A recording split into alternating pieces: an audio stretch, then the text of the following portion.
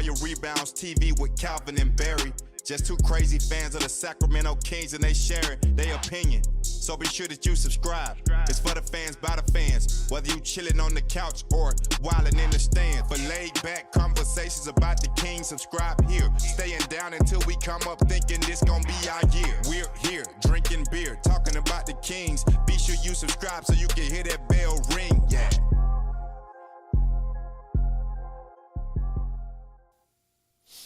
What's up, Kings fans? Welcome back to Royal Rebounds, the Sacramento Kings YouTube channel for fans by fans. If you're a Kings fan, smash up that like button down below and hit that subscribe button. We are live after every single Sacramento Kings game. Calvin, good news. We don't have to listen to the Island Boys tonight, so that's good. But what's up, man? Welcome. Happy Hump Day, Wednesday. Yeah, man. I mean, I kind of wish the Island Boys were here. I can't believe I'm saying that. It'd be much nicer overall, especially for the show. But hey, you're not going to win them all, right? And this was a good game up until the very end. So yeah, and also there's probably going to be some birds that are going to be very happy tonight, not flying into the beam. So good news there.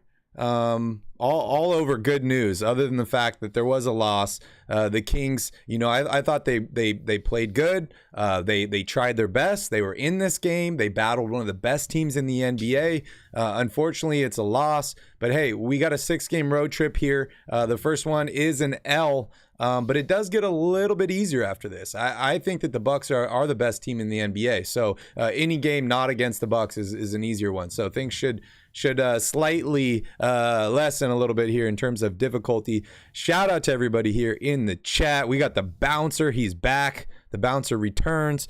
Jim is here. Charles Ers. Welcome in, everybody. Hopefully you had a wonderful day, and hopefully this Kings loss is not affecting you too bad.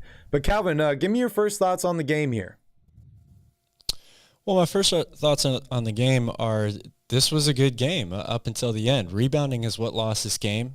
I don't think that's going to shock anyone or it be a secret. You gave up 17 offensive rebounds, 25, I think it was, second chance points.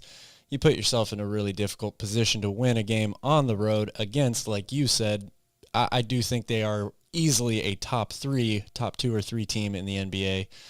Maybe they're the best team. We'll see how it all shakes out. They're definitely one of them. So my biggest takeaway from this game is we've seen the early season surge, right, from Sacramento, and us Kings fans and people who follow this team really closely have for years and watch every game, obviously, this season. The conversation is over now in my mind of, okay, this team is on, they're coming for everybody. They're coming, they're building something. I don't want to say they've arrived, but it's not a fluke anymore. The Kings are a good team. So we need to kind of avoid the discussion of, last year we talked a lot about there are no moral victories, right? Every time the Kings did something good, but they were in the middle of a 7 to 8 game losing streak, it was, this is about turning around the culture and building something.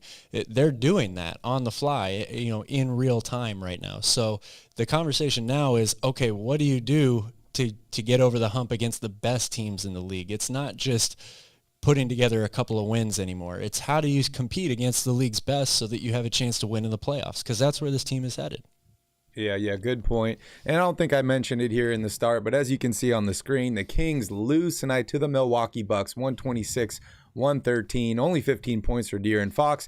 And we keep hearing rumors that he is dealing with an ailment, whether it's a sickness or a bruised bone or something. I'm hearing multiple reports. Maybe it's 2 parts of his body that are potentially bruised or injured or sore. We saw him kind of grabbing that left arm, shoulder area a little bit. And then there's also the Katie flu going around as well. So, I don't know exactly what's going on with him, but we'll definitely talk about it here a little bit. But everyone here in the chat, Calvin, says that they want to sign somebody, paint protector like Brook Lopez, a shot blocker, maybe Carmelo, Dwight Howard. Where are you at right now? Do the Kings need to sign somebody? Should they bring DeMarcus Cousins back tomorrow? Well, look, it would definitely have helped, to have a guy that you can rely on, who's a bigger body for rebounding tonight, right? But signing one of these guys who haven't played or hasn't played in the NBA this season or hasn't played basketball competitively at all this season yet, I don't think that helps this team. Like I said, this is a good team that competes on a nightly basis. Trying to bring somebody from the street in to help with rebounding just because they're big, their conditioning's not going to be there. So the idea that signing guys like DeMarcus Cousins and Dwight Howard and Carmelo Anthony is going to help the team, I just don't buy any of that. I think this team's already past that point. They're too good for that. If there was somebody available who's been playing right now that you could fit into the system, and again, that's another key point, fits into the system, right? Like, that's the reason why Alex Len and Rashawn Holmes are two big guys that are on this Kings team. They've been on the team the whole year. They didn't play tonight. They could have definitely helped rebounding, but why didn't they play? Because they don't help the Kings do what they do best. So it's not just grabbing a big body and putting them out there. That doesn't solve every problem for you, and it doesn't help you win on most nights. Yeah, good point. And Charles, to answer your question, I don't think that teams can sign players to 10-day contracts until January 5th. I think you need a hardship exemption before then, but then I believe January 5th.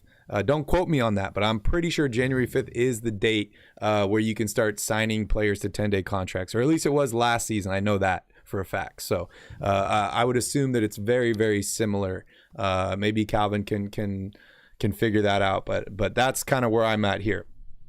Anyways, I want to kind of dive here a little bit into the box score just to give you guys, what exactly happened in this game. I know a lot of you guys do watch the game. Some people aren't able to get the game. Some people are busy working, stuff like that.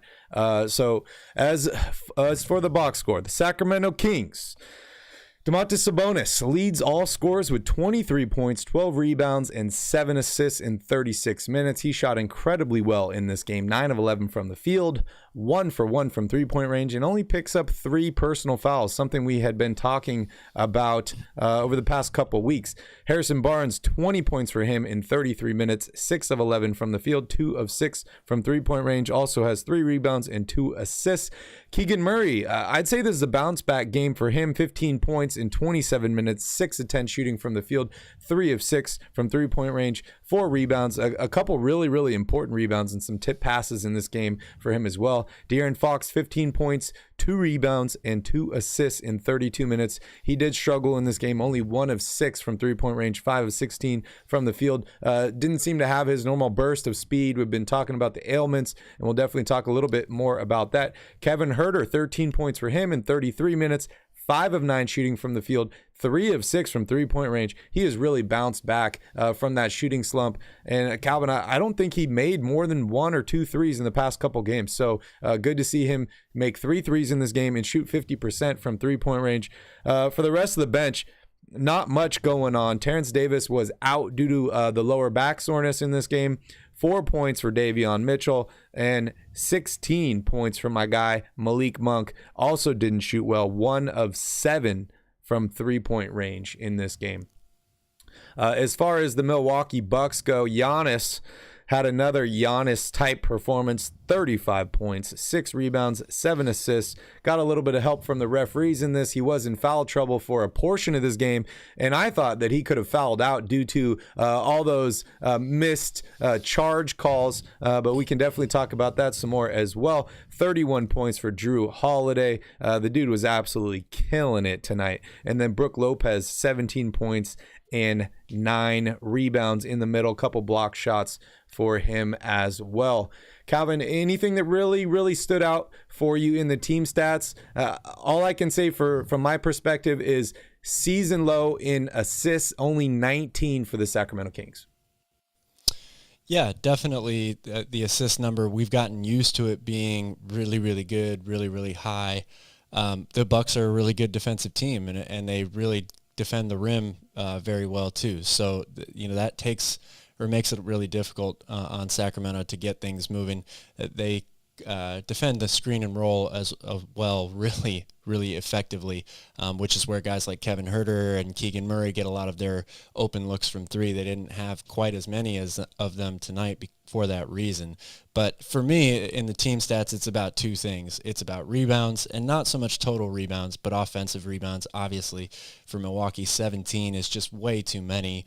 There were too many times there, especially late in the game, where this was a close game, 5-3 points, and then you give up 1 or 2 or even 3 sometimes offensive rebounds, and Milwaukee gets, a 2 or a 3 out of it. It's just so hard to overcome that on the road when you're already trailing, having to fight back into it. You play really good defense, and then you give up a bunch of offensive boards. So that was a big one. And then it's kind of a byproduct of giving up so many offensive rebounds, but the Kings are a great transition team, right? They score a lot of fast break points. They get out and run, and that gives them a lot of open looks from three as well.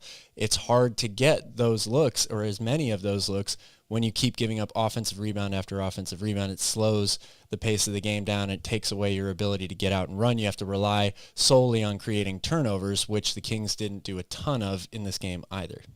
Yep. Good point. I believe Dwight Howard is currently playing in Taiwan, right? Is that correct, Calvin? Did he sign with That is correct. Don't Taiwan. ask me what the team name is, but I know it's in Taiwan. The bouncer says, my friend said Mike Brown got out-coached in this game. I don't know who your friend is, but I don't know. I mean, they're a better basketball team. Does that mean that you're going to get out-coached by a better basketball team? Yes, no, they got better players, all that. So I don't know what to tell you on that one. Says that small ball lineup in the end was kind of bad. That's an interesting statement there, Calvin, because, dude, it's crazy, man. I got to talk a little bit about Brook Lopez here for a second, because the dude is he's simply amazing me every year. I thought this guy was over the hill a couple years ago. He seems to be getting better and better. He leads the NBA in block shots this year, anchors this incredible Bucks defense.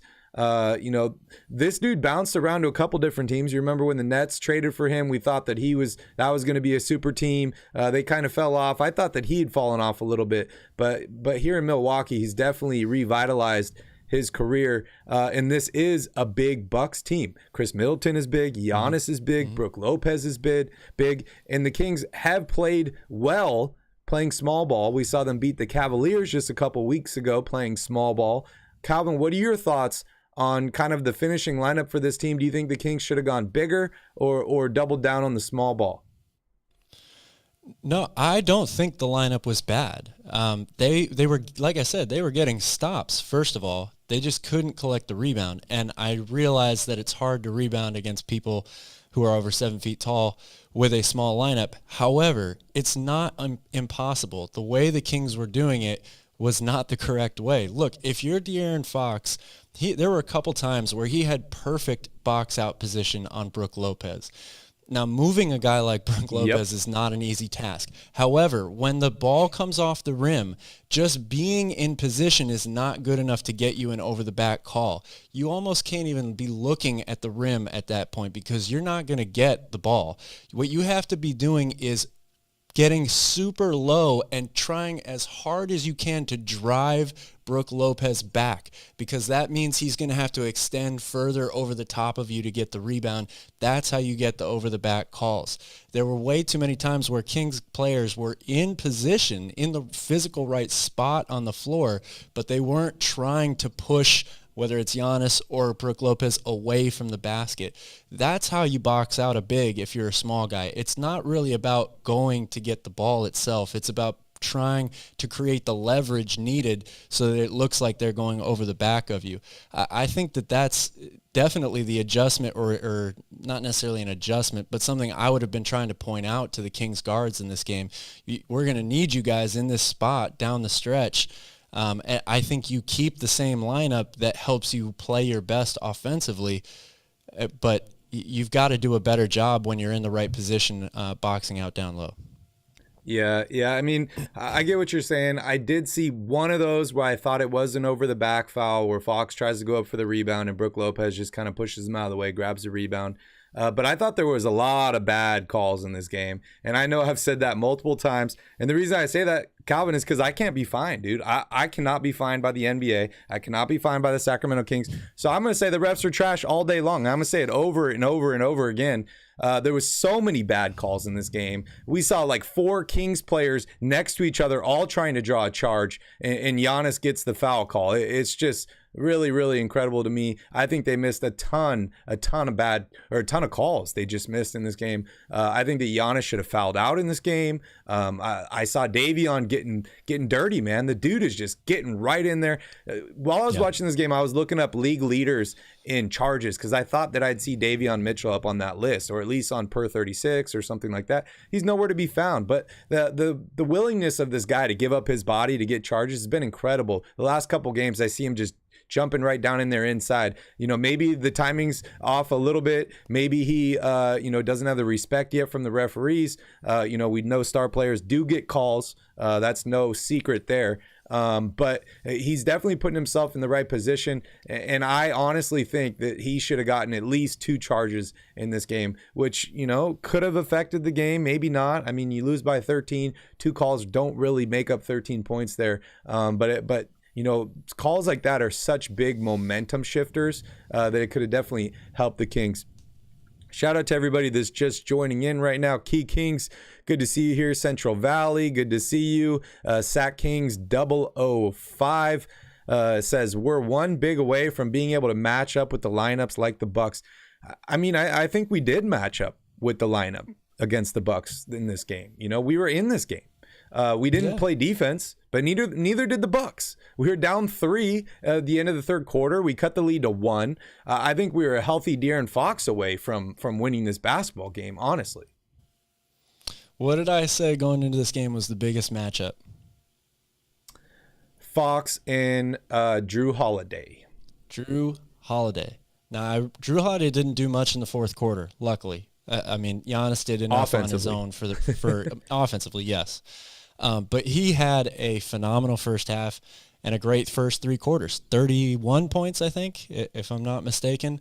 And Fox, Fox didn't have a bad game. I'm definitely not trying to start that narrative, even though I think people are so used to De'Aaron Fox struggling offensively that they're going to immediately say, oh, this is just, proof again that we should have kept Tyrese and traded Fox. I don't buy any of that. De'Aaron Fox still played well enough, I think, in this game for them to get the win.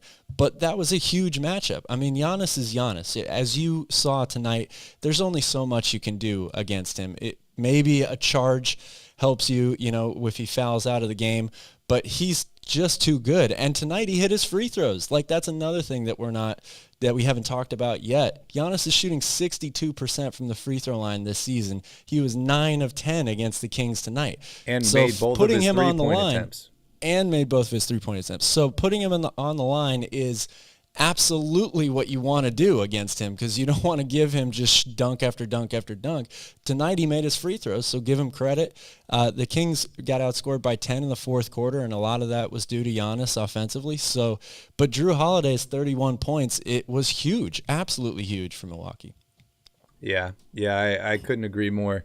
Definitely an interesting matchup to talk about there. Let's talk a little bit about HB, because, my feelings are so mixed about HB, right? Like, this he's in the last year of his contract. He's an unrestricted free agent. He likes Sacramento. I think if this team starts winning games like they're doing now, and they can continue this through the year, he'll see some progress. He'll want to stay, maybe give the Kings a little discount to bring in another player. I definitely want to talk about that some more later as well.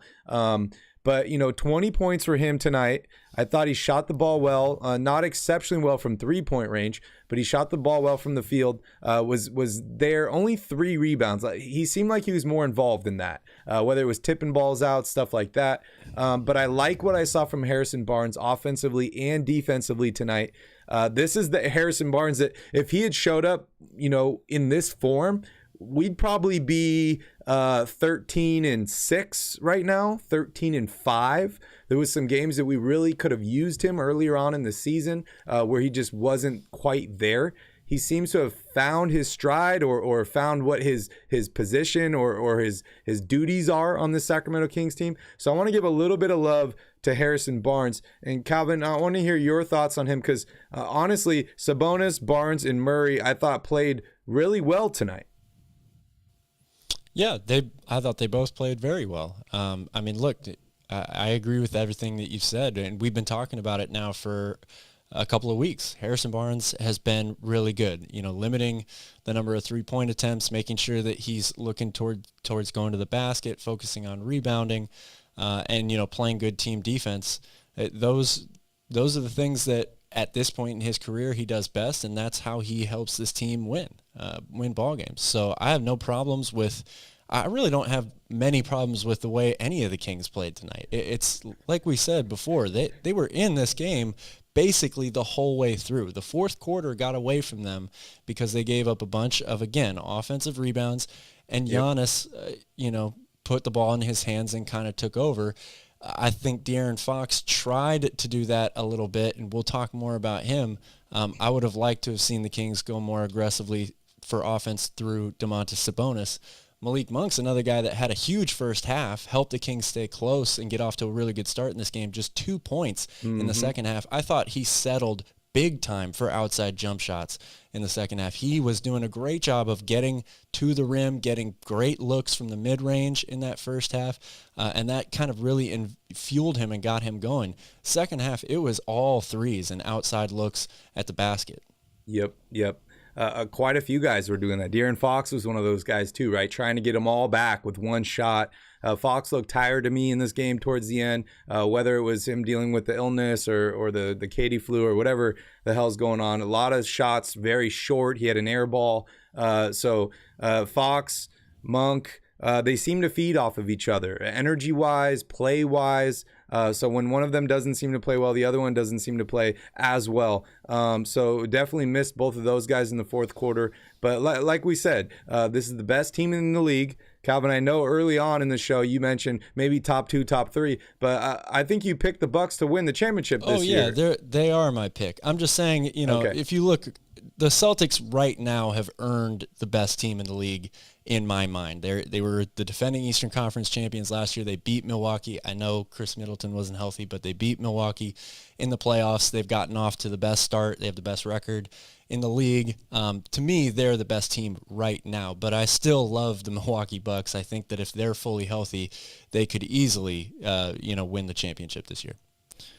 Yeah, we'll definitely see that. Let's talk a little bit about Keegan here. I said this was a huge bounce back game for him. I was tweeting about him during the game. I saw many other Kings fans and some of the reporters tweeting about how it looked like he finally had confidence. He looks more comfortable out there. 15 points in 27 minutes, 4 rebounds and assists, shot well from the field, 6 of 10, 3 of 6 from three-point range.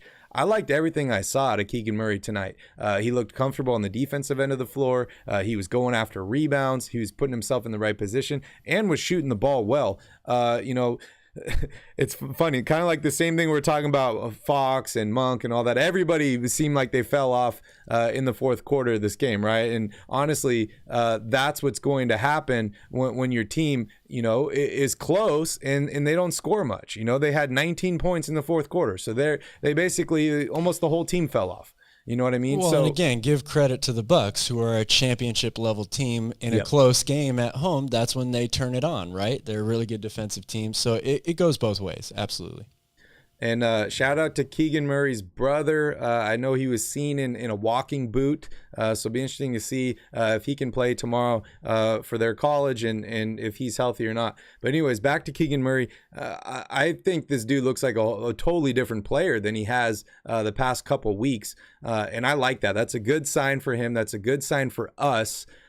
Calvin, do you continue to see Keegan Murray improving like this? Is this kind of just a small little blip on the radar of a rookie season and a rookie slump that he's kind of coming out of? Or do you see him, actually getting comfortable, the game slowing down for him, and him maybe being able to be this guy, obviously more minutes, but this efficient throughout the rest of the year? Yeah, I see Keegan Murray continuing to improve this year. I just think that the areas of the game that he's going to improve in, it's not going to mean that all of a sudden he's averaging over 20 points a game. He definitely will have games where he scores over 20 because he's a really good shooter. And if you get hot from outside, you can score 20 in a game fairly easily. But the style of play that the Kings play as a team, and particularly how they use him, the areas of the game where he really needs to make the biggest strides are individual offense. He is not very good at creating his own shot right now. He struggles getting separation and space from defenders in the NBA game. Where he's best is coming off screens, off ball.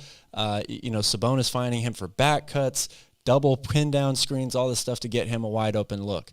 Now, I think what you have to be more encouraged of with Keegan over the past couple of weeks is the improvement that's been made defensively, because he was a good defensive player in college and a very versatile one, a guy that could guard a lot of different positions. They even used him on the point of their full court press at Iowa.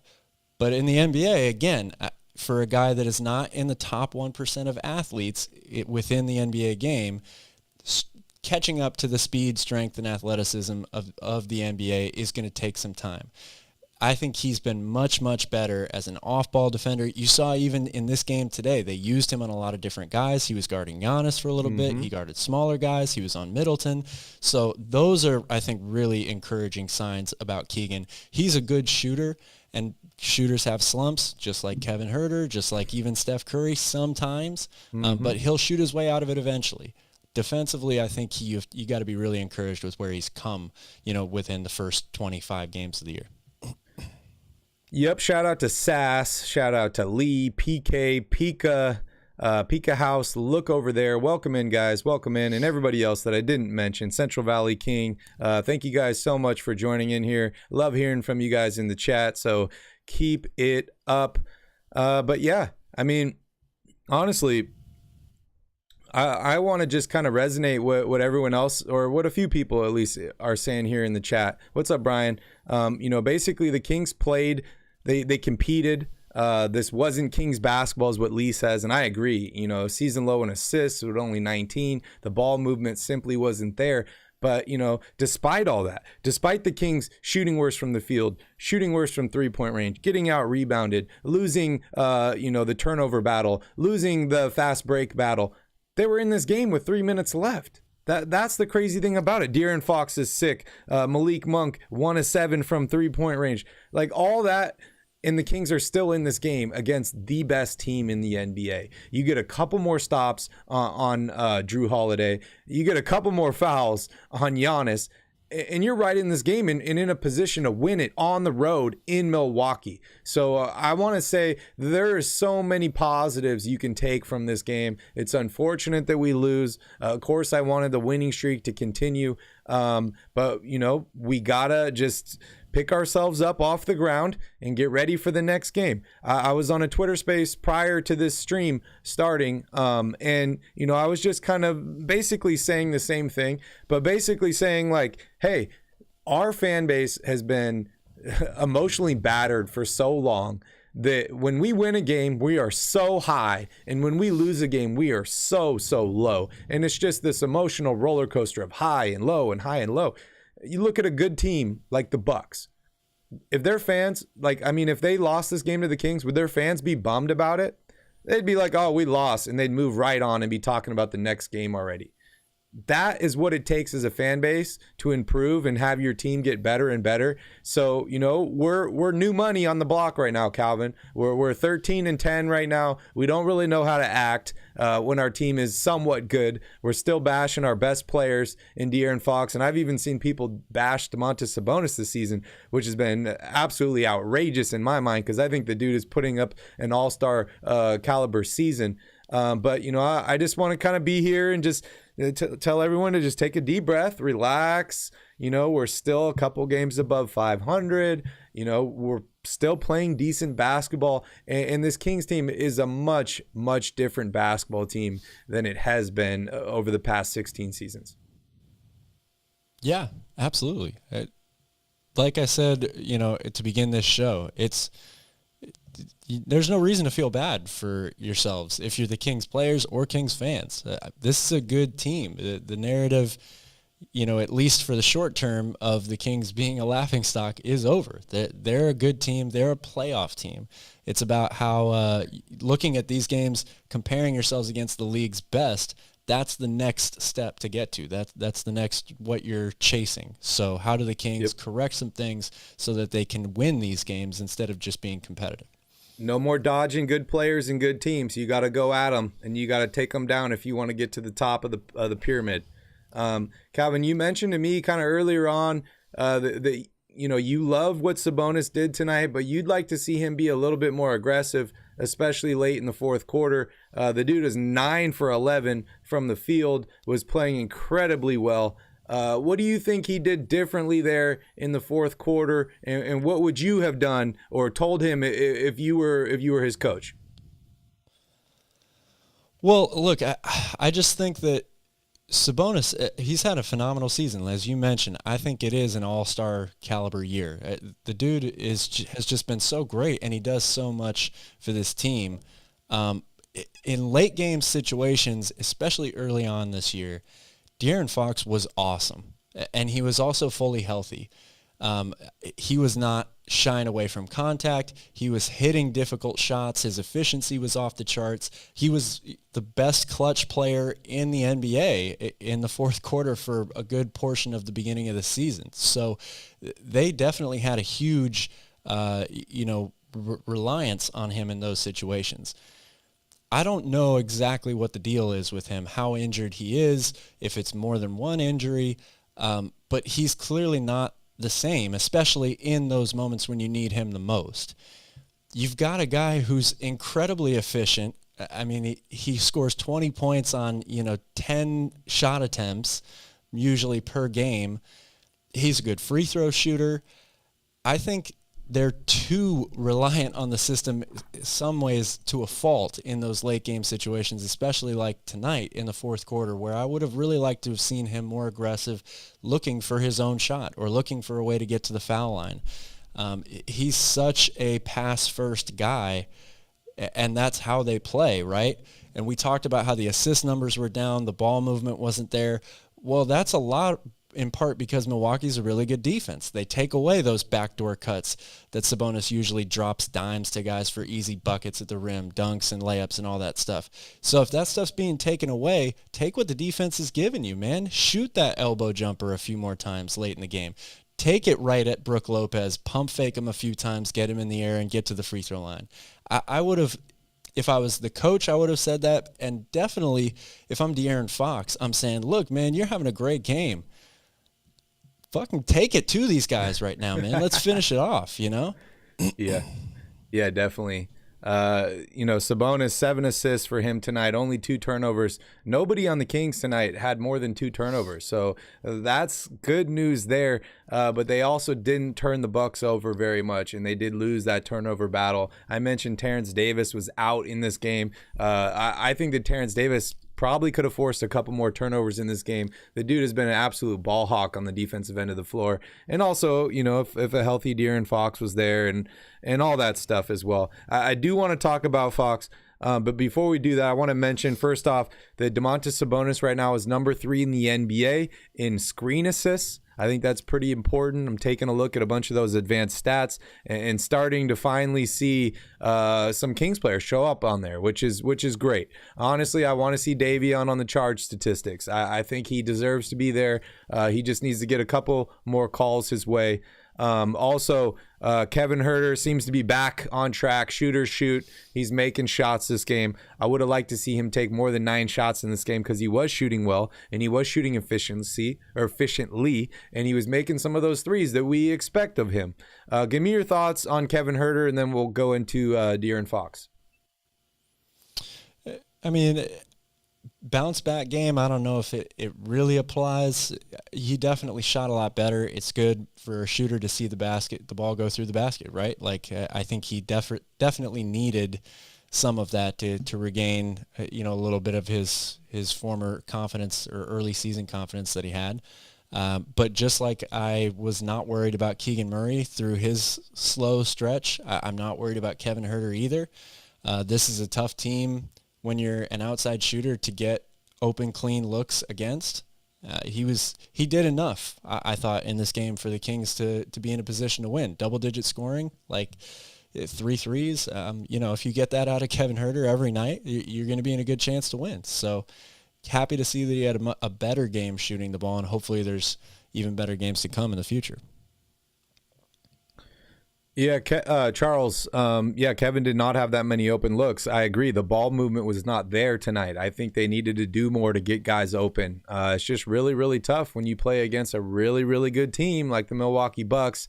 I also see someone here in the chat mention the ESPN Power Rankings. I saw the Kings were ranked 8th on that list. We'll see what happens after this loss. Next week when they update it, they'll probably go down a little bit. The Kings do have a tough road trip ahead, which we'll talk about. Next up, they play the Cleveland Cavaliers, which they did beat just a couple weeks ago. So they do have a chance. But hey, Calvin, let's talk a little bit about De'Aaron Fox.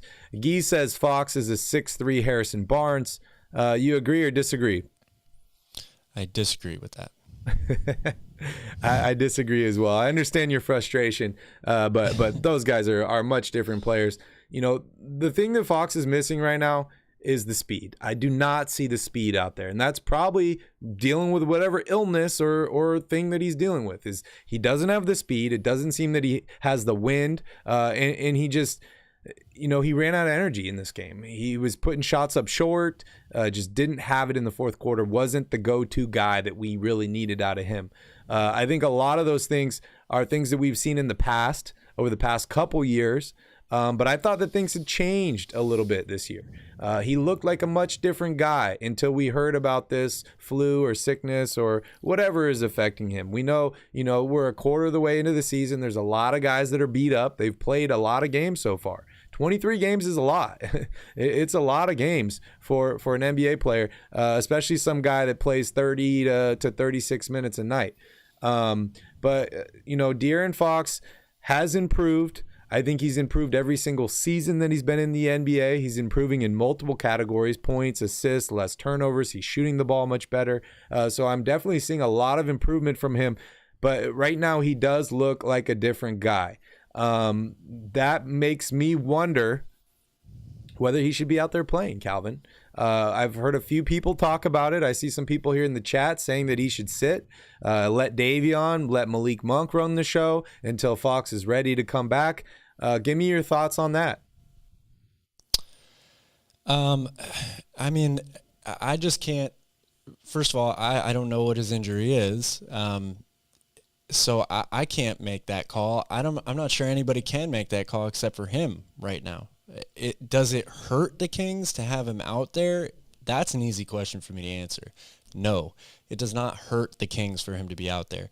Like, the dude still had 15 points in this game. Again, in an equal opportunity offense where you have 6 players scoring double figures, that's enough to win a game. And he's still playing good defense too. So he definitely is not hurting this team. Now, the argument of, is he going to do more damage to whatever the injury is and, potentially put him in a worse spot down the line? That's a valid question, but that's what you have your team doctors for. If they tell him that he's not at any risk right now of, creating further injury, then it's up to him whether he wants to be playing or not. And if this was last season and De'Aaron Fox had a lingering injury and he decided, you know what, I'm just going to take the Kawhi Leonard out and sit for games, Kings fans would have killed him for that too. So I don't know how De'Aaron Fox can win in these situations. The dude, like you mentioned, has been getting better and better every single year. I thought he played a good game today. He wasn't efficient. That's been one of his best strengths, at least early on in the season. But he played well enough for them to win the game. They lost this game in other areas, so he doesn't hurt them by being out there. Really? Okay. Interesting. I mean, they don't have anybody better. We've seen the ball movement from Huerter. We've seen it from Sabonis. We've seen it from Monk. So they definitely do have other options. of guys that can pass the ball around. But yeah, I mean, this is a really, really tricky situation because, players always want to play, right? They want to play. As a coach, you kind of got to protect a player from themselves because, they just want to be out there and play. So this, to me, is kind of a decision that falls on Coach Brown. Whether he thinks Fox is hurting the team, helping the team. Obviously, he thinks that he's helping the team because he's out there. Whether he is during the next game, we will see. How long does it take to get better from an illness? We don't know. Like it's not like having a sprained ankle or a knee injury or anything like that you have a timetable to return from. Everybody's different. Their bodies react differently. And maybe you could do some lung tests or something like that. But there's not really any way to know when and how long it'll take for him to be 100%. So I think that's also a pretty interesting situation there. But hey, I want to keep it positive tonight because I'm a positive guy, Calvin. I just want to stay positive here. But yeah, I mean, Brian, you're right. Kings missed Terrence Davis tonight. I thought that was huge. Jim Fox maybe has an illness, maybe he has an injury. We're not really quite sure. His wife tweeted out about it, I believe a few days ago. And he says that he's not 100%. So whatever that means is where we're at currently. But hey, with all those things that we've been talking about, the Kings were in this game. Like, they were competitive. This was a good game to watch. I know it's not the outcome that you wanted, but this was a good game to watch. It was fun. It was exciting. I thought the Kings had a chance in this game. And if you would ask me a month ago what I would predict on this game, I didn't think it was going to be this close. Like, I would not have said it was going to be this close because the Bucks are the Bucks and the Kings are the Kings. And hey, the Kings are proving people wrong, but you can't do it every single night. You win some, you lose some. They're still 13-10. And something to keep in mind, this is a tough 6-game road trip, a really tough road trip. It ends in Detroit, which is the easiest game. If the Kings go 1-5 on this road trip, they're still 500 heading back home. So they definitely played well in the last week, gave themselves a chance to still be in it, even with this really, really tough road trip coming up. Not too much to talk about here in terms of the bench. I mean, Terrence Davis was out tonight. Trey Lyles, 0 points, 5 for Metu. Incredible dunk by Metu, by the way, late in that game. And then 16 for Malik Monk. Calvin, you mentioned he was hot early in this game. Then he just kind of kept shooting the ball and kept missing late. Maybe he needs the Band-Aid back. I don't really know.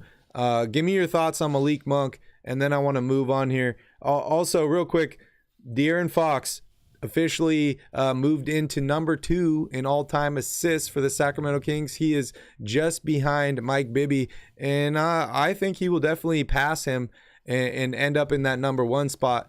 That's really crazy just to think about. The Sacramento Kings, yes, they've bounced around from Kansas City, Rochester, all these different places, is the oldest team in the NBA.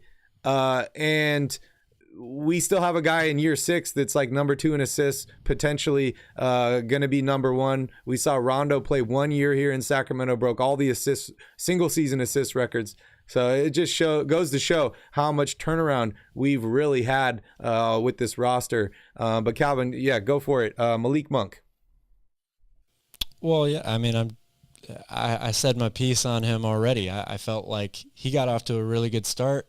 I thought he was picking his spots very well. He was able to get to the basket, mid-range shots. Yes, I think Milwaukee did turn up the defensive intensity in the second half, and that affected everybody on the team, not just him. But I thought that he settled for too many outside shots there in the second half, especially in the fourth quarter. So only 1 of 6 from 3 tonight. When you had it rolling in the first half and you were getting a lot of looks, inside the 3-point line, it might be good to try to get back to that once or twice.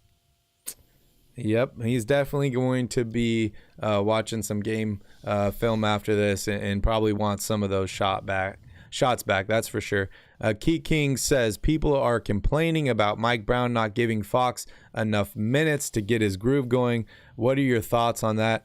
honestly, I think De'Aaron Fox probably played too many minutes tonight. He looked tired out there late in this game, was putting a lot of shots up short. I said he airballed one there, which, I mean, one airball wouldn't have really been a big deal, but a lot of shots really, really short. And this dude has been absolute money from the mid-range a couple over the, I mean, I would say over this whole season. This half a season or quarter of a season, whatever it's been so far. But I think De'Aaron Fox has got to figure it out, man. He's got to get healthy and see where we're at from there.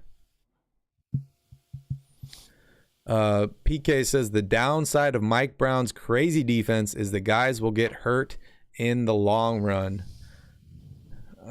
Calvin, go for it. I'm not so I don't really agree with that statement fully. I mean, injuries can happen at any time, whether you're playing hard or not. A lot of times guys just roll an ankle. It has nothing to do with playing hard defense. So I think that, especially with the Warriors, if you want to talk about Mike Brown's defense, we'll talk about the Warriors, right? They had some pretty bad injuries. I don't think that it was because of the style of defense they played. I think it's because they got so used to playing at that high level deep into the postseason for so long. When you do that so many years in a row, only guys like LeBron, who just are, absolute tanks, are able to withstand that for years and years and years and years. So you have to play hard defensively. That's how you win. I don't think there's a correlation between Mike Brown's defense and guys getting hurt. That's all I'll say. Yeah, I mean, I agree with you, Calvin. I think there's a correlation between playing basketball and getting hurt, and I think there's a correlation between playing good defense and winning basketball games and winning championships. So those are the correlations that I see. Anytime you play basketball, you have a chance for an injury.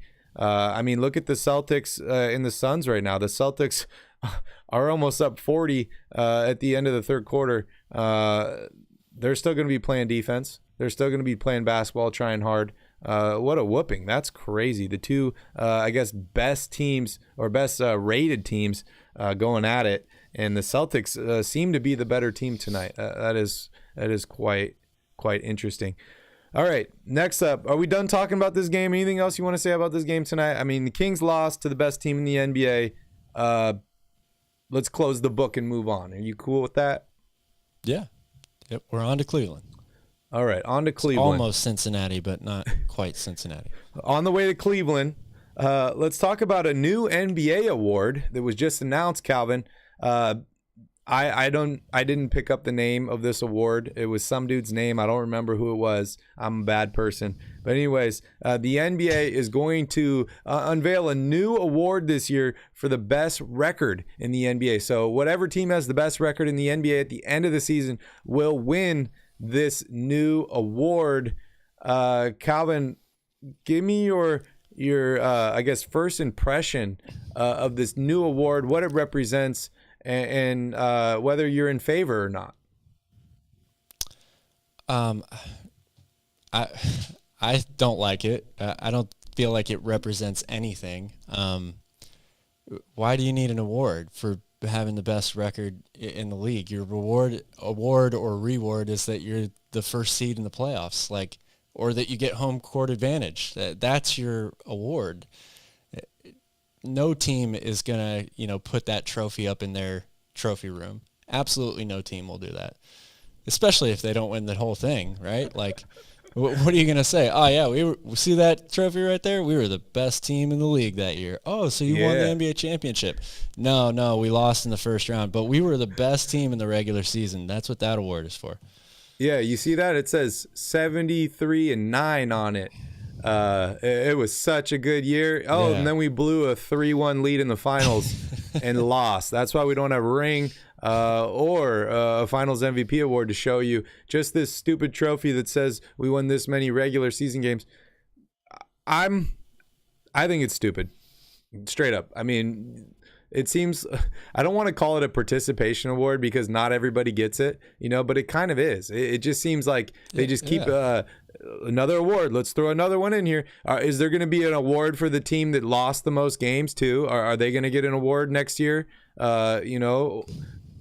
Too many awards. Yeah. Too many awards. When does it end? It's This is horrible, I think, in my opinion.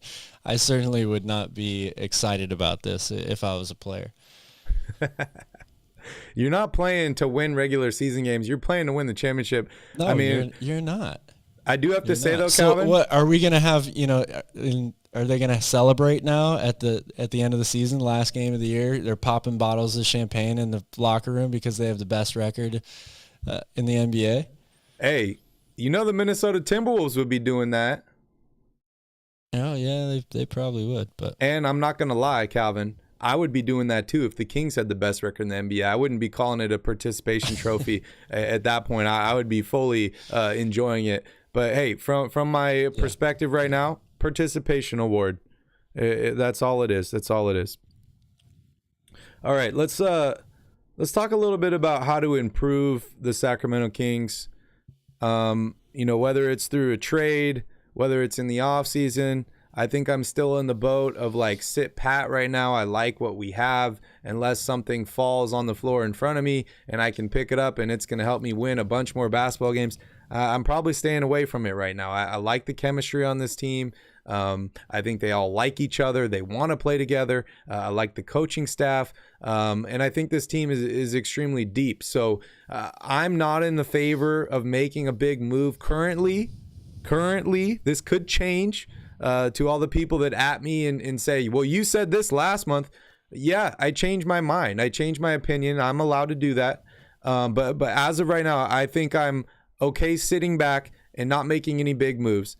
However, in the offseason is another story. Depending on how this year ends up, we'll see what the Kings can do in the offseason. But they do have some cap space. I mentioned Harrison Barnes is an unrestricted free agent. They can waive a couple other guys and free up over $20 million in salary cap space. We've been talking about this team needs a center. Well, Vucevic from the Chicago Bulls was not offered a contract extension. He is an unrestricted free agent this offseason.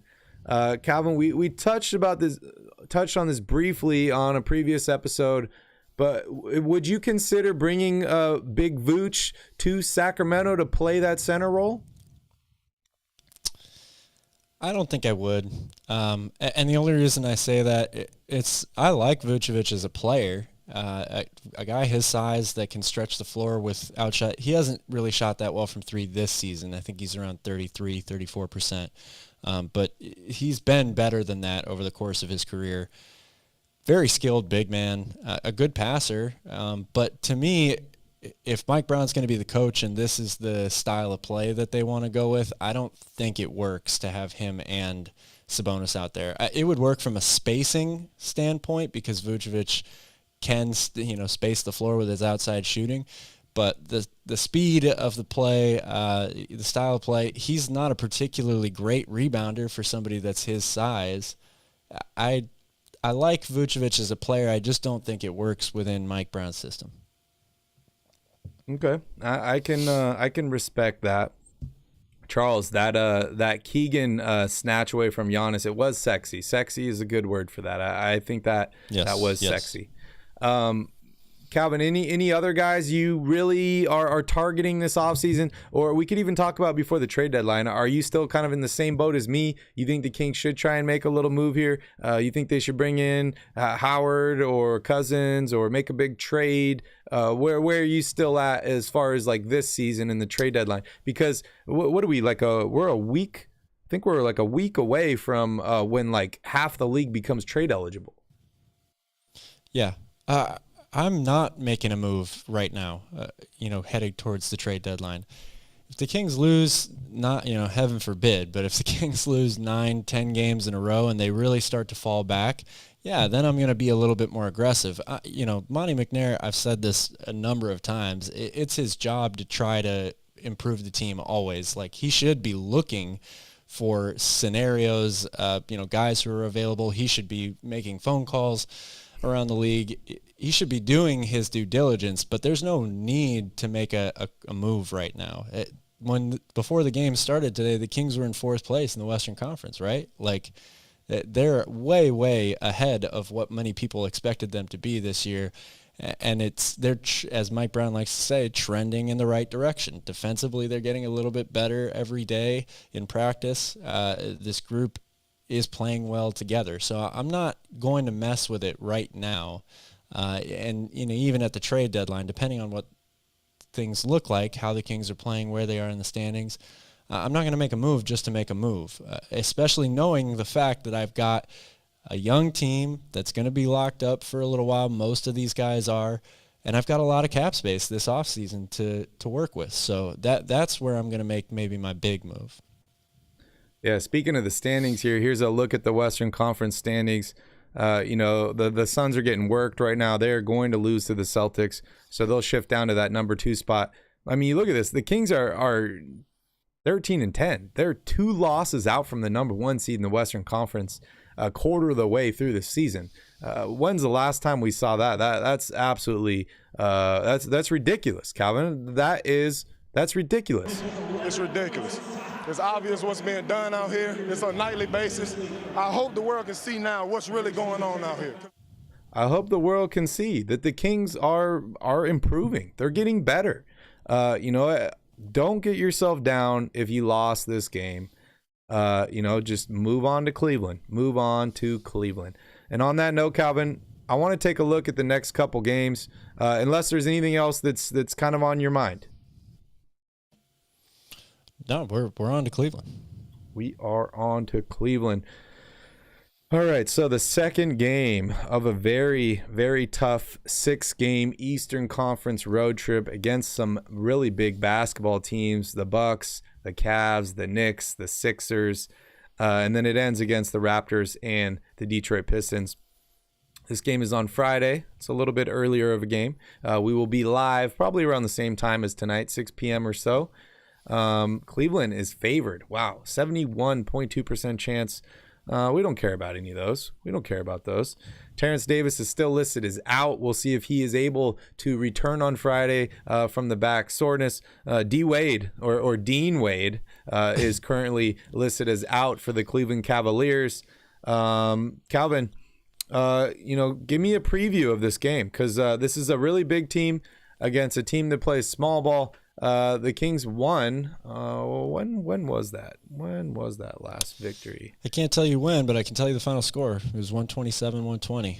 November 9th. So the Kings they're 1-0 against this team this season. They're undefeated against the Cavaliers. So kind of give me a preview of this, and then we can talk about keys of the game. Well, look, much like tonight, it's a very similar game. You're going up against one of the best teams in the Eastern Conference, one of the best teams that on their home floor. In fact, I think Cleveland has the best home record in the NBA, or at least the Eastern Conference, something like that. It's not easy to win in Cleveland, and rightfully so. They're a very good offensive team. They're a very good defensive team. They're a deep team. Donovan Mitchell is playing fantastic right now. They've got a great backcourt, and it's going to be tough to deal with their size. Jared Allen, Evan Mobley, all these guys, rebounding is going to be of the utmost importance. And the Kings won that game kind of in a shootout in Golden One Center.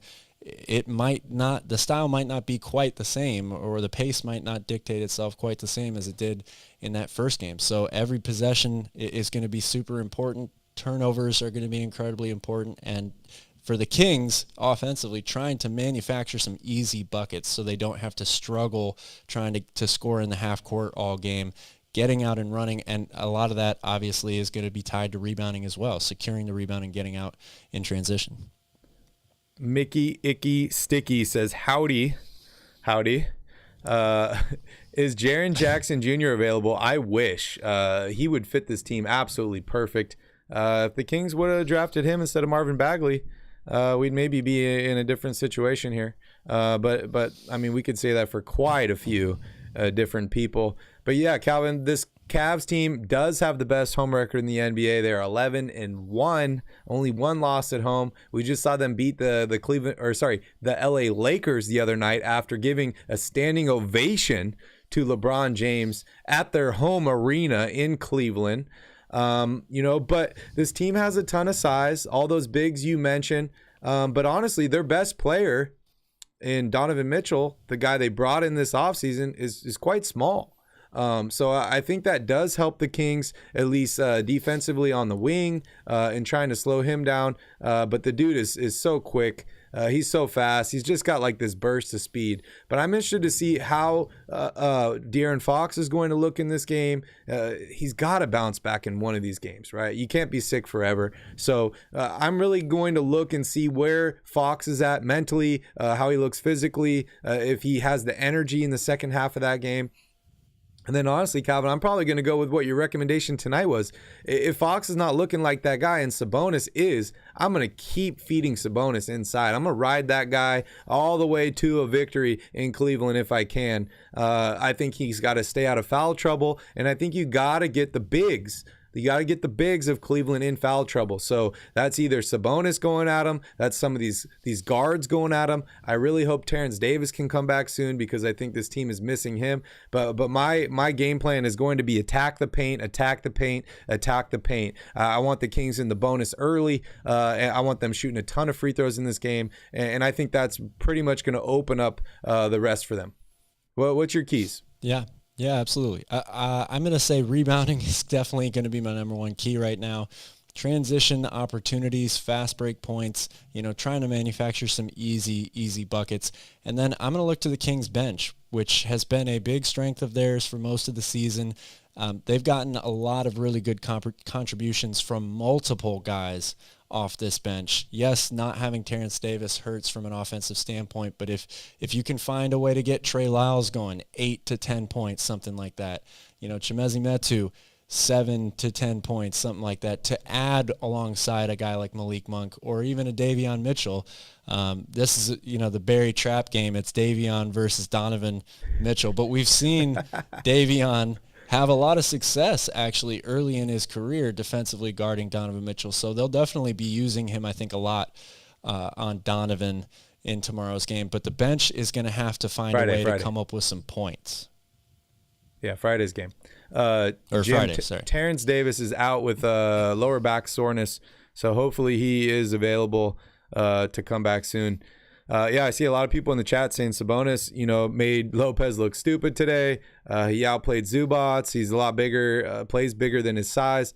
I agree with all that, but none of that matters if the dude can't stay out of foul trouble. We need him to be aggressive, and he can't be aggressive with 4 or 5 fouls. So I need him to stay out of foul trouble. And that's probably why I'm going to try and go to Sabonis inside early. If he gets some calls or if some calls go against him, I'm probably just going to give it to the guards and I'm going to send Malik Monk inside. I want him trying to dunk on those guys, probably for the first half of this game. I'm just going to tell him, take the ball in there and try and dunk on Mobley every single time you can. Maybe same with Metu as well. Just try and get in there, try and create contact and make the referees force them to blow the whistle and make a call. Because that, I think, is how you beat this Cleveland Cavaliers team. Any other thoughts on the game, Calvin? No, it's another exciting game, a chance to bounce back. If you lose a tough one to Milwaukee one night and then win in Cleveland a couple nights later, you feel pretty good about yourself. So another opportunity here for Sacramento. Guy says, he's funny, man. He says, what excuses are we going to make for the 6'3" Harrison Barnes after the Cleveland game? Calvin, I'll let you take that one. I'm not making any excuses for him. Yeah. I mean, there's a difference between excuses and reasoning and why something's happening, right? Like, I don't like to make excuses for players, but at the same time, like, the dude's sick, bro. He's not a robot. He's a human being. Human beings get sick. It happens. And, I see all these posts about making excuses for 6 years, blah, blah, blah, all that stuff. I mean, I just want you to look at the stats, man. De'Aaron Fox has got better every single season. He's better than he was last year. Last year, he's better than the year before that. So he's continuing to improve. And that's all you can really ask for. It's been 6 years, and he also played on a horrible team for most of those 6 years. Like, people might say that that's an excuse, but come on, man. You need more than one player in this league to win. And Buddy Hield is not another player to help you win. Buddy Hield's a good piece to have on a team that's already really good. But if your team is not good, he's not a good piece to have in your backcourt next to De'Aaron Fox. Like, the guy deserves a little more credit, I think. Yeah. We'll see what happens. What's up, Tito? Good to see you. We're just about to wrap things up. We're kind of going over this little road trip here. And if you guys have any questions or any thoughts, comments, concerns, anything, dude, drop them in the chat. We'd be happy to go over them here before we end the stream. But Calvin, kind of back on this road trip here. We talked a little bit about Cleveland. It is a tough road trip, right? Cleveland and all these games are on the East Coast, so they got to deal with the time difference and all that stuff as well. But we got Cleveland, we got the Knicks, we got Philadelphia, Toronto, Detroit. Give me your thoughts on kind of like the rest of this road trip, right? We got a day off in between this game and the game against Cleveland.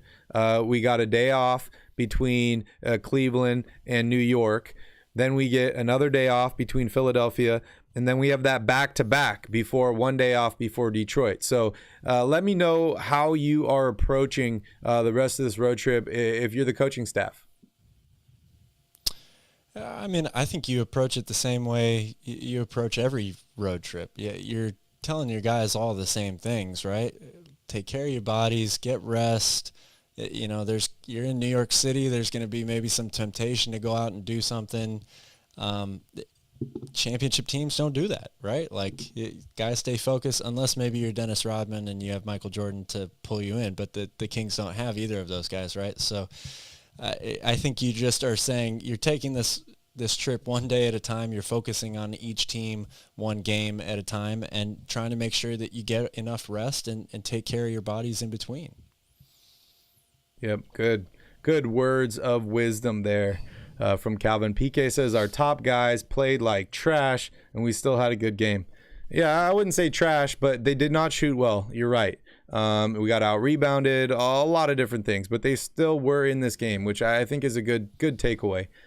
Make sure you guys smash up that like button. We got 29 likes so far. Hit that like button. We greatly appreciate it. Also, please subscribe to the channel and share the stream with all your favorite Kings fans. It really does help us a lot to grow this thing. So we appreciate you all so much. Nate, good to see you. No basketball at the bar tonight. We're kind of figuring out how to run that show because it really gets tough when we have these Wednesday games here for the Kings and that as well. The Kings are playing next Wednesday and the Wednesday after that and the Wednesday after that. So we're working on a new schedule for basketball at the bar. In the meantime, we're probably just going to be putting out short little clips about hot takes around the NBA. So unfortunately, we're not going to be having basketball at the bar Wednesday night parties for at least another month or so, but we will be here on Wednesday nights on Royal Rebounds talking about the Sacramento Kings. Charlie says De'Aaron Fox was diagnosed with ligma. Interesting. Ligma balls, Charlie. All right. Not a guy in this league. Who said that? Probably Guy, right? Oh, he says, I just don't think De'Aaron Fox is a guy in this league. I mean, I think he's a guy because you got to be a guy to be in the NBA, and he's in the league. So I think that statement is false, Guy. I think that's a false statement. All right, PK, you love my game times. Look at these times on these games. This is the beauty of living in Hawaii, right? I got a 2:30 game, yep. 1 p.m., 2 p.m., 2:30. These are great, dude. These are games I can probably catch at happy hour, Calvin, and I don't have to pay $12 for a beer. So definitely is beneficial to us. But also, PK, wait for football, man. Half the year, we got football here at 7 a.m. So not anymore without daylight savings time. That does not always 8 now, but yeah, that's rough, man. You know, drinking beers at 8 a.m. It's not for everyone. Someone's got to do it though. Shout out to Sean. Good to see you, Sean, here in the chat. Lydia is here. Welcome in, Lydia. Good to see you. Lydia says, we just don't have interior defense. No rim protector. Lydia's been talking about this every single stream. No rim protector. Lydia wants a shot blocker. Only way Kings would have won is if they made a lot of threes this game. We only shot 31% from the three-point line. Not going to do it on a team like the Bucks. You want to respond to that, Cal? I mean, there's definitely truth to that statement. However, I will say that rim protection is not just about blocks, right? It's about forcing guys to miss shots at the rim and then getting the rebound. They would have won. They would have had a chance to win this game late in the fourth quarter if they didn't give up 17 offensive rebounds. So, yes, I agree that rim protection has been a problem in certain instances for this team. And yes, shooting better from three also would have helped, obviously. But I felt like defensively, for most of this game, the Kings actually played pretty well. If they would have been able to secure more rebounds, which correlates to maybe having more size, not necessarily just rim protection, though. There's two different ways to close out a possession. A block, turnover, block shot, something like that, and also getting a team to miss and securing the rebound, which you can do with a smaller lineup. Yep. Yeah. I mean, you're totally right there, Calvin. It's the missed rebounding opportunities that allowed the second chance points late in this game. You know, the Kings, I think they went on, a 14-4 run in this game to cut the lead to 1. I had the tweet ready, dude. I was about to tweet it. I was like, the Kings go up 1 point here. I'm going to say Kings are up 1, light the beam. Like, let's do this. And then all of a sudden, the Bucks just kind of go on their streak again. They start getting rebounds, offensive rebounds, getting putbacks, getting a bunch of BS calls by the referees, which we're kind of used to at this point. But you're right. It was rebounds. It was situational rebounds late in this game that I think really allowed the Bucks to extend that to a double-digit lead, and then they didn't really look back after then. And then, like you said earlier in the stream, the Kings started playing hero ball. They're just jacking up threes, trying to get them all back with one shot. So maybe that goes to coaching. Maybe that's on the players. I'm not really quite sure. I don't know what they were saying in the huddle. But I saw someone earlier in the stream mentioning, that Mike Brown got out-coached in this game. I mean, he got out-coached. The team got outplayed. The Bucks are a better team. If that's what you learned tonight from this game, you haven't been paying attention to the NBA for the past 5 years, because it's pretty clear the Bucks are a better basketball team than the Sacramento Kings. But hey, I'm just happy we were in this game, Calvin. Tito says we'll bounce back against Cleveland. Yes, we will. Sass says Fox needs to make all-star first before reaching superstar. Agreed. I would argue he needs to make more than one all-star team before he reaches superstar level. I mean, to me, that's a very rare air. Not everybody gets to be a superstar. One all-star appearance probably isn't enough for me. Yep. The bouncer says, tell your neighbors about us. I like that. Maybe that'll be our new tagline, Calvin. Tell your neighbors about us. That's a great one here. And yes, the phone line is currently under construction, but we're working to set up a cool new platform where we can get you guys on Twitter Spaces. If you guys have not used Twitter Spaces before, it's really quite simple. Just go onto Twitter and follow us, Royal_Rebounds. We'll keep you guys posted, but we're going to figure out how to bring people live here on the show on Twitter Spaces so you guys can have your voices heard and we can have more of a continued dialect instead of you guys just typing here in the chat. Charles says Ligma is not a thing. I disagree, Charles. I disagree. Hold on, I got stuck here. Oh, there we go. Lydia says it's true with the dynamic this team is made up of. We know what our needs are. And I think she's referring to the rim protector still. Calvin, do you think the Kings will get a rim protector? We've seen the moves that Monty's done over the past couple seasons. Nothing really huge, right? He seems to find the bargains. Are there any bargains out there to be had for a rim protector? Are you still on the Magic bandwagon? On the Magic bandwagon? Yeah. Oh, you mean like trying to pick up trying to steal one of those bigs. Like that? Yeah. Yeah, I'm definitely calling Orlando many times between now and the trade deadline just to see if things change, who they like, who they don't like. I'm pretty sure they like Wendell Carter and Bol Bol at this point. I'm not sure how they feel about Mo Bamba. So I would be asking, yeah. But the more I watch Mike Brown's teams play, and I say teams because I'm thinking back to his years with Golden State, the more I start to feel like maybe they will go out and get a rim protector, but it's not going to be a traditional 7'1" guy. I just don't think it fits into the system, the style that they want to play offensively. I think he's looking for somebody in the mold of a Draymond Green, a guy that can guard big men, can protect the rim, can rebound, but is an undersized big guy, or a wing player that's more versatile on both the offensive and defensive sides. I think that's why he likes KZ so much. I'm not calling KZ a rim protector by any means, but I think that's why he likes him so much, because he's in that type of mold of player, a 6'8" guy who's incredibly versatile defensively, good on-ball defender, good off-ball defender, and he's searching for that piece that's also going to fit into what they do on offense. Yeah, and I know in the past, Calvin, you've kind of mentioned, the most important thing about defense is effort, right? Is just being out there Absolutely. and trying. And, we've seen that from this Kings team. They play small, but, the effort has been there. We saw tonight 4 Kings players diving on the floor after a loose ball trying to get it. There's things that we didn't see in the past from them. We saw Keegan Murray snatch the ball away from Giannis. We saw a couple good blocks in this game. Like, this team is trying. They're still trying to put it all together, but I think the rotations are coming together. And honestly, I think Davion Mitchell's impact on this Kings team defensively is definitely understated. I think his impact on Keegan Murray is helping him kind of figuring out how to be in the right position, what to do.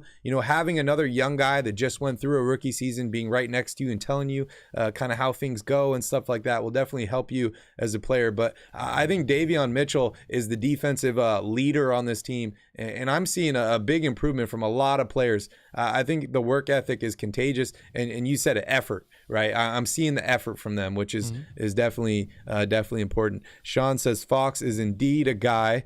Good that you know that, Sean.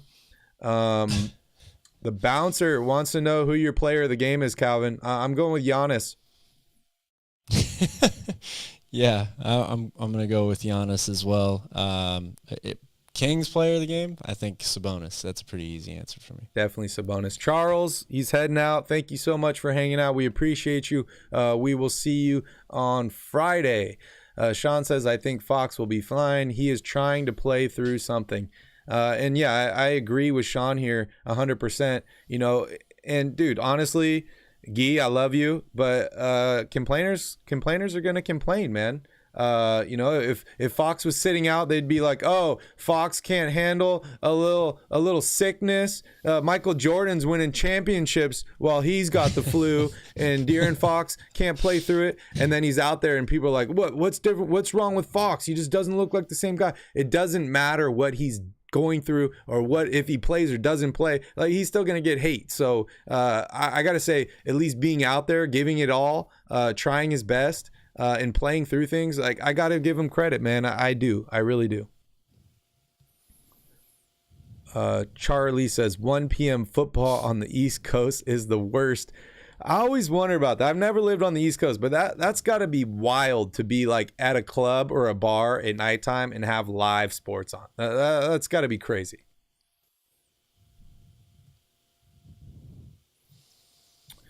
All right. Murray, Keita. Murray, player of the game, huh? Interesting. Hey, guys, smash up that like button. Charlie says they just need Herder to stop being a ball-watching bitch. Good insight. Calvin, you got any insights on that? Sorry, I was reading other comments in the chat. Can you repeat that? Charlie says they just need Herder to stop being a ball-watching bitch. I guess I need more context for that. Ball watching, you mean like when the shot goes up for rebounds? I'm not really sure. I do think I talked about it before. He says our guards don't box out. They don't box out effectively enough. A lot of times they're in the right position, but they're just not pushing, like I said, pushing guys or trying to push guys away from the rim so that you get that more of those over the back calls. It's not just about being in the right position a lot of times, especially if you're going up against or trying to box out guys that are 7 feet tall. You need continued effort and energy like you had the whole defensive possession. Yep. But I think the guys are in the right position a lot of times. So, yeah, they are watching the ball there at the end. And I feel like I got to keep saying this. The Bucks are the best team in the NBA. They're the best team in the league. I mean, you're going to lose. You're going to lose. Maybe we sneak one, but like 9 times out of 10, we're probably going to lose this game. Shout out to DJ for just joining in. Lopez and Giannis were just too big. They were pretty big here. Shout out to Alfie Man. Saboner needs a hand. Len a hand. You think we should have seen Alex Len out there some more tonight? I mean, he's got size. Well, again, we talked about that early on in the show. Yes, they have size. Him and Rashawn Holmes, they're big guys that should equal rebounds, right? But does it fit with the rest of what you try to do as a team? They don't play on this team because they don't fit the style of offense that has made this team a top 3 offensive team in the NBA. You don't turn away from that. I realize you're playing a big team, but that's how the Kings win games, because of how they play on offense. Their defense is coming along, but it's not even close to where they are offensively. So it's tough. I mean, if Sabonis gets in foul trouble, then yeah, you've got to go to something. But you can't turn away from what your best weapon is, and that's how they run their offense and how they score. Mickey Sticky Icky, or Icky Sticky. Sorry, I already forgot your name. Mo Bamba. Yeah, I think a lot of us really do like Mo Bamba and want him on this team. It's just, what does it take to get him, right? Is the biggest question here. DJ, Sabonis and Murray played aggressive. I liked the Murray dunk. Yeah. I really liked what I saw to both of those guys tonight. They both played really well. Guy says Fox and a first rounder for Paul George. Calvin, I'm starting to think that the Guy is Ethan's burner account, but I know he's working right now, so I don't know what he's doing. But Fox and a first rounder for Paul George. Who says no? The Clippers definitely say no. I mean, Paul George is arguably the best player on that team because Kawhi, I realize Paul George has missed a lot of games also, but Kawhi's missed even more in the past couple of years than Paul George. So you're going to trade your best player on your team for another point guard? You've already got Reggie Jackson and John Wall? That doesn't make a whole lot of sense to me. But yeah, I mean, I don't see the Clippers doing this deal. And honestly, if I'm the Kings and I got to give up more than this, I'm probably going to want a couple shoulders also in this deal, because Paul George is going through shoulders like they're going out of style. That dude gets a new shoulder like every offseason. Look over there, says Bol. I'd love to have Bol, but I think that ship might have sailed. He's playing incredibly well for them and starting. So I don't know if he's available. Also has injury concerns as well, but I do like Bol a lot. Lydia said something about a great rebounder. I think maybe I'll catch back up to that.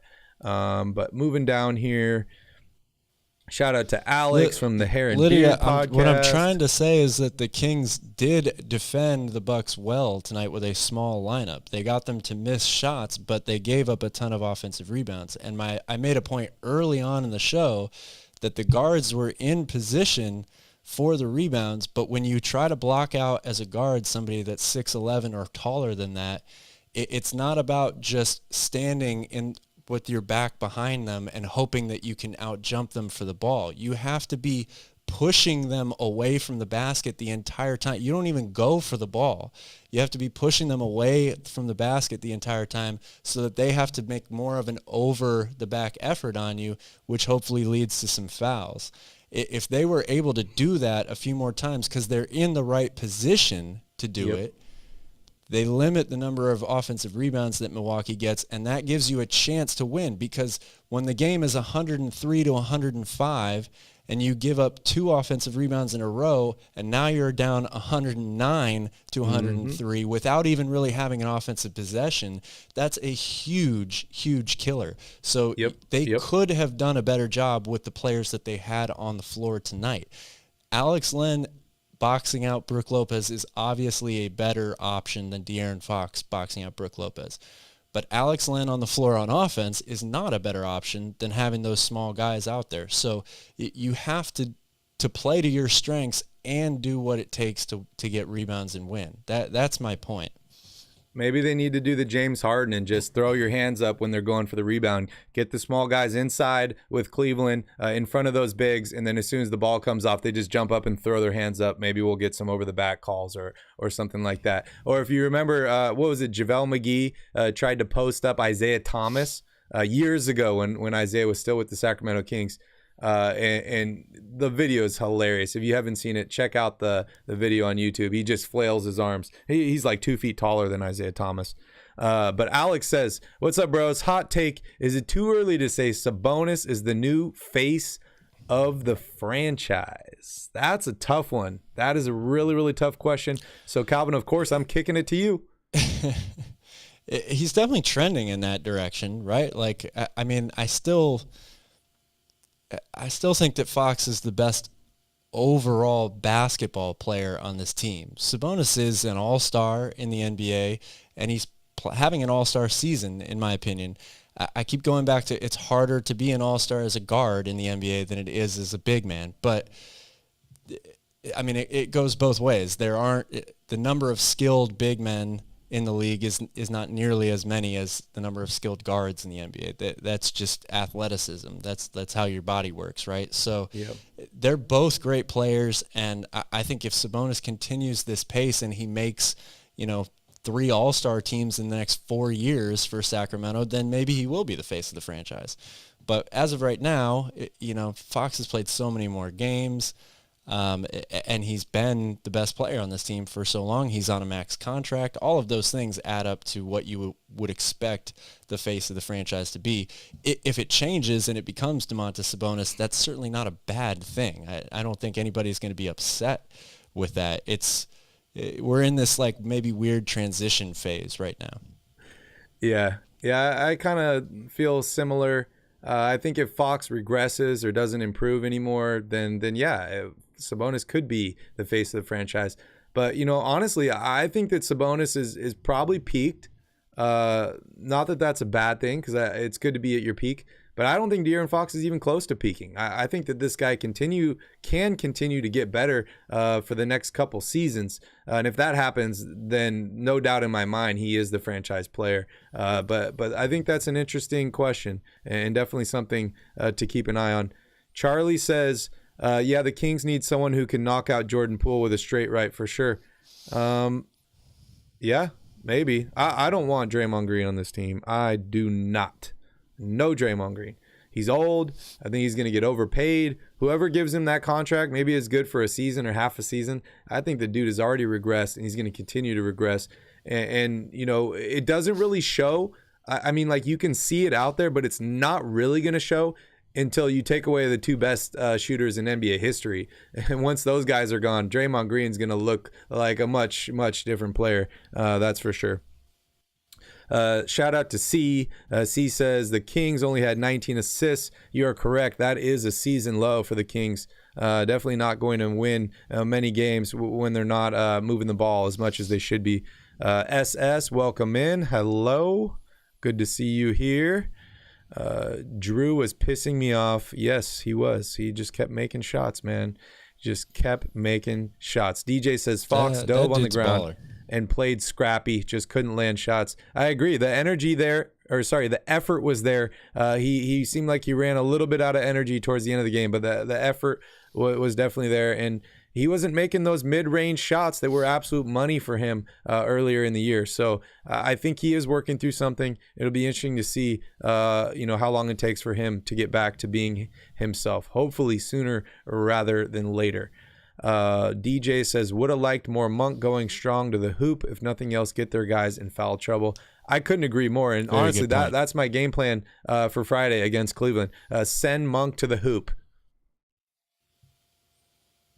Very good point.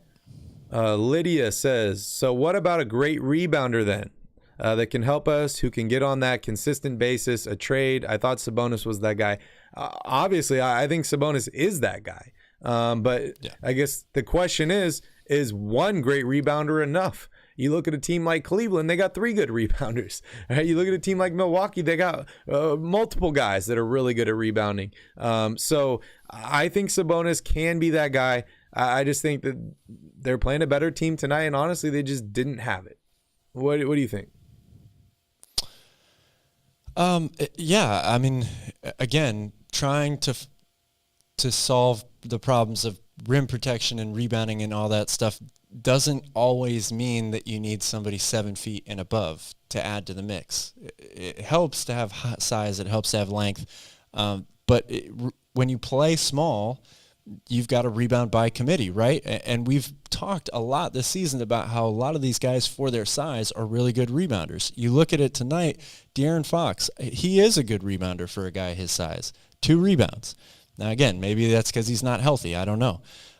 Harrison Barnes, we always talk about how he's a great rebounder for his size. 3 rebounds for him. Kevin Huerter, he's 6'7". He can get in there and get some rebounds. He had 3.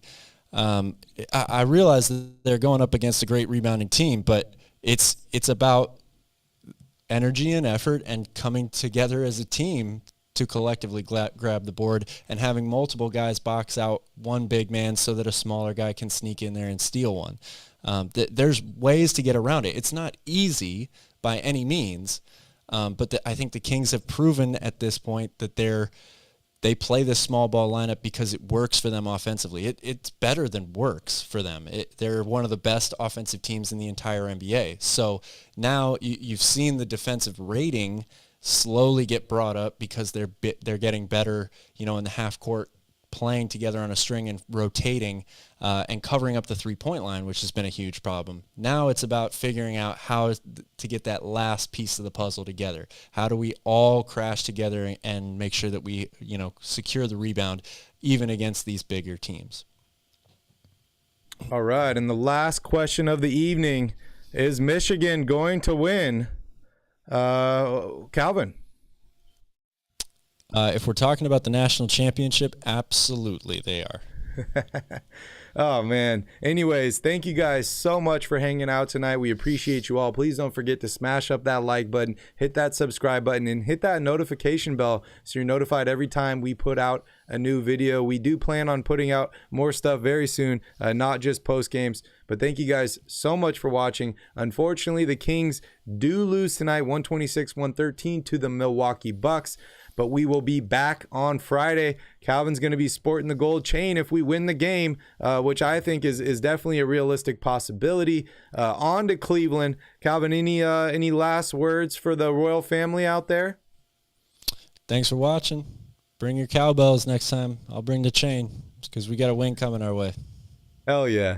All right, guys. Thank you so much. We appreciate you all. Have a wonderful evening. And in the meantime, go Kings.